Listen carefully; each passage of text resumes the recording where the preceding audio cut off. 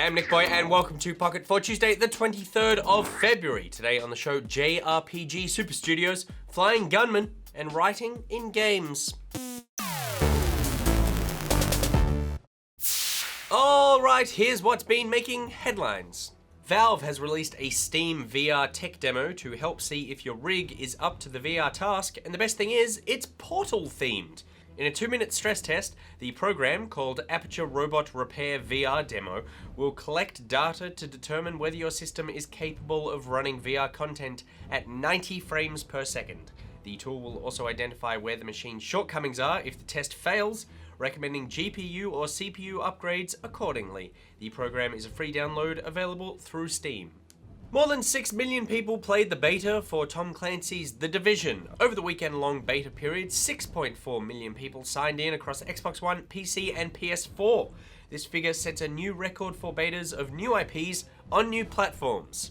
Next up, and there is a JRPG supergroup forming. Bravely Default developer Silicon Studio are teaming up with Lost Odyssey's Mistwalker to create the traveling Wilburys of game design. Mistwalker is the studio which was founded by Final Fantasy creator Hironobu Sakaguchi, a regular George Harrison. According to an announcement on Japanese gaming site Gematsu, the project will mix Mistwalker's ability to create imaginative worlds with Silicon Studio's technical prowess. I'm joined now by Lynn G to discuss her final news story. Hello! Hi, Nick. You've been away. I have been away. Welcome back. Thank you. It was very hard to come back. Yeah. Sunless Sea developer Fail Better Games is branching out into game funding. The London-based studio currently runs an incubation house for independent developers, but is now planning on funding narrative-based projects up to the tune of £20,000. Lynn G, do you think these sort of incubator funding programs are a way forward for indie developers? Absolutely. I think they're great because they get talented people together in a space where they can share resources, cut overhead costs. And I don't think it's really anything new. I think, throughout history, artistic and talented people who want to create things have all collectively come together, in various places around the world. Like all the great plays you love Yes. were written by people who probably had patrons and people that were going, yeah, sure, I'll give you money. And so that who you probably can do this. lived, within blocks of each other or maybe in the same, house together. I mean, if you look at Hollywood, Silicon Valley, Broadway, West End, a lot of people kind of come together in the one area so they can share ideas and they can create, and it's a natural thing. Well, on Good Game last week, there was a story about the arcade in Melbourne, which you produced. You were there. What was the experience like being surrounded by devs in that? It was so inspiring. Goose and I went late last year to film the story. Developers there. There are in total about 20, I think, small indie companies with about 80 people in total. And so a lot of creativity is happening in that one space, and it's 2 levels in a nondescript building in South Bank in Melbourne. Yeah. And if you walked past it, you would not know that that building housed some of the most creative, successful developers in Australia. You got some Crossy Road action going on that. Absolutely, and the most successful games in the last year or so have been made in that building. Yeah. And for someone like Fail Better, I don't know if you've made Sunless Sea, but it's a very interesting kind of game. It's really focused on narrative text. It's pretty much almost a text-based game. They're looking to fund games like the games that they make from people outside of their studio, but also different kind of narrative games. But they really are trying to focus down on sort of a very niche genre that doesn't normally get a look in traditional game development unless you're sort of funding these sort of things on your own credit cards. So I think that's a great idea. Yeah, absolutely.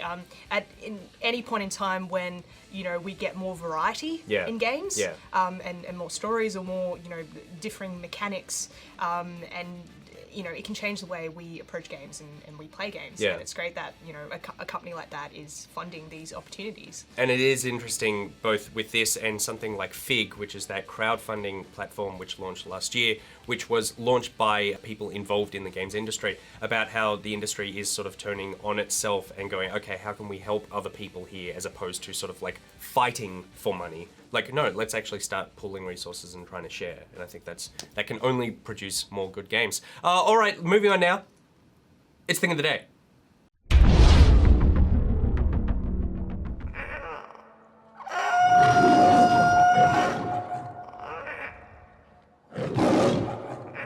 In Battlefield 4, CL Skater earned himself a place in the Top Gun with this aerobatic feat. Objective Charlie, now lost. I spy an enemy.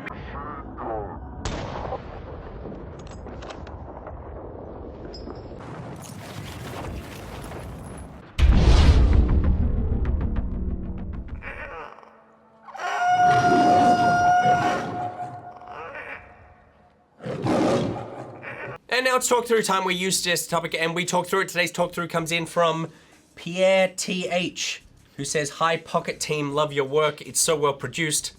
Debatable, Pierre TH. Anyway, I wanted to see if you wouldn't mind talking about the idea of games writers coming into the development process too late. Rihanna Pratchett raised the issue during her DICE speech last week. Also, what makes good game writing? So just to clarify what Pierre TH is talking about there is Rihanna Pratchett spoke at DICE and said that often writers are brought in too late to the kinds of big games that she's writing. They are asked to wrap up a narrative around a game that's already been designed. It's a really frustrating way of working. We are like narrative paramedics. Lin G, is this a good way to write a story? No, it's an awful way to write a story. I mean, if you look at good stories, you know, books, films, television, whatever. Books, good stories. Books, great stories, Yeah, right? that Da Vinci Code. Not the Da Vinci Code. The writers are key to the whole process. They should be the originators of the process. Yeah. Because if you're going to tell the story, then they are your key creative to make the work, right? Yeah, I mean, it's an interesting sort of push and pull, I guess, you have with video games, where you want a great story, but then at the same time, games are built around mechanics. And I think a good example of this is you look at Uncharted. Last year, the video came out that was like the pitch video for Uncharted, and you saw that part of that was like, okay, we know we've got this roguish sort of adventurer, but then part of that pitch video was, look, we've made this really great water physics engine. So they're going, this is what we're going to use in the game. So then you then look at the game that they made, and a huge amount of that game is you driving around in a jet ski different places, taking advantage of all these new water physics. And so a writer needed to come in at some point, but they've gone, okay, no matter what, he needs to be around water. Like a bunch of this game needs to be focused around water. Make up reasons for him to be going on a jet ski back and forth. Which is the total opposite way of approaching, making a story, right, from a creative point of view. If you look at great filmmakers or writers or whatnot, every shot, line, kind of movement within the frame or on the page is in service of moving the story along. Yeah. And if you come into a game context and you're trying to bring the story into the mechanic, it's like the total opposite of what you're meant to do. So what do you think writing for video games is so difficult? I think there are a lot of different things. I think games naturally, because they haven't really come from a narrative base, right? I mean, if you look at older games like Tetris and great story. Space Invaders. Who's dropping those bricks all the time? Like, where are they coming from? Yeah, that's what I want to know. Is there a giant up in the sky? So I think games haven't necessarily come from a narrative background, and it's always been a little bit of an afterthought. But now with where games are going and narrative being so important, it's almost like developers have realized, oh, it's about story and character now. Like we really have to push this. And I think also the sheer volume of how much you have to write for a video game. Yeah, totally. I know that Fallout 4 had more lines of dialogue recorded than Fallout 3 and Skyrim combined. Wow. It was 111,000 lines of dialogue, which all of that needs to be written, and it all needs to make sense in the context of the game.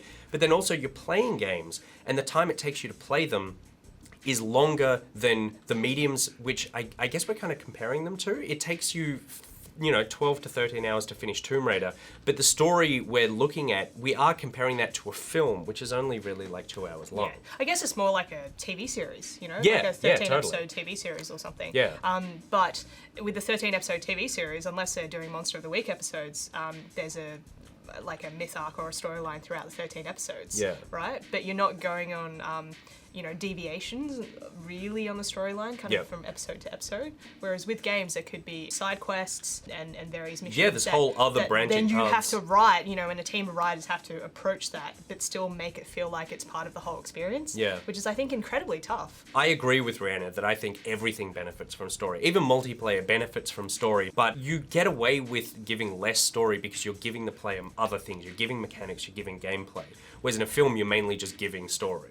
So I I will still recommend people play a game like the last Call of Duty, which I think had a terrible story, but it's still worth playing because it's giving you the Call of Duty But mechanics. games like that are so much fun. Yeah, Like, exactly. I love playing the Call of Duty with Kevin Spacey. Yeah. Just because I got to see Kevin Spacey, and I didn't really care about the storyline. I don't remember much of it. Yeah. But it was just fun. And I think, when people approach it as a different experience, then I think you can accept the fact that, maybe it has a lesser narrative than, say, a film. Yeah. But it's giving you more. It's giving you more fun in terms of mechanics and what you can do interactively. And isn't it interesting then that you look at something like these walk-em-ups, which have started coming out, like Everybody's Gone to the Rapture or something, where this is a response to, it feels like, the lack of storytelling in games, where they go, okay, you want a story, forget mechanics, it's pretty much entirely story. But those games are 4 to 6 hours long because they go, the amount of story that we can tell you, we can't tell you 15, 60 hours of story. Like, we actually want to give you something that is more condensed. So you're going, that's the amount of story you would get in another game,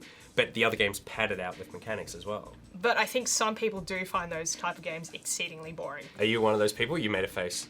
Depends what mood I'm in. Oh, interesting. Controversial, Lin G. Now, to bring it back to the end of Pierre TH's question, he or she said, also, what makes good games writing? Which is very cute because it sounds like he or she's mother wrote that. To me, good games writing is about context. I understand that you have put me in this situation because you've built that great water physics engine, you've got this new weird way to climb a building, but I want a real reason as to why I'm there. So for me, context is the most important thing in games writing, and also probably dialogue, because I'm hearing these characters speak for anywhere between 6 and 100 hours. What about you? I think what makes a good game writing and game building, I guess, is truth. Right. I think the writing has to feel true to the game, Yeah. to the stories, and to the characters. Just organic. And organic and naturalistic as well. I think that's a big point for me. I love a game like The Last of Us, for example, because I'm playing it, I'm together with the characters and the story. The dialogue sounds naturalistic to me. Yeah. And I can go on crafting whilst, the story is going on around me in these, brilliantly envisioned environments. Yeah, well, the world building there was incredible. You could look around at the inside of the building and you get as much story from that as you would from, Joel or Ellie having a conversation. Yeah, absolutely. All right, well, thank you very much for your question, Pierre TH. And you guys let us know in the comments what you think constitutes good game writing, and should writers be put earlier in the creative process to help make better stories in games. And while you're in the comments, also suggest talk through topic for tomorrow, and then stay in the comments, but then open a new tab and go to the rest of the internet so that you can go to Good Game on Facebook, YouTube, and iView. Want to meet fellow Pocketeers? Then join the Pocketeers Facebook group and Steam group. You can follow Good Game on Twitter at Good Game TV, follow Pocket at NichBoy, at Pierreth, at GG Edit Monkey. She's at LJology, and there are links to everything I just said in the description below. Today's Thing of the Day graphic was made by Doctor of Who, and John says it's his favorite one so far. So everybody else, you've got some stiff competition to impress John, as we're all constantly trying to do. If you've made a thing, please send it in. Until tomorrow, NichBoy out. Lin G out. Are you trying to impress John? Always. Yeah. Always. Is that why you wear those fancy pants? Yes. Hey John, you like these pants? He's not impressed though. It's really hard to impress John. But He's we dead. always try, right? Yeah. Yeah. He's dead inside.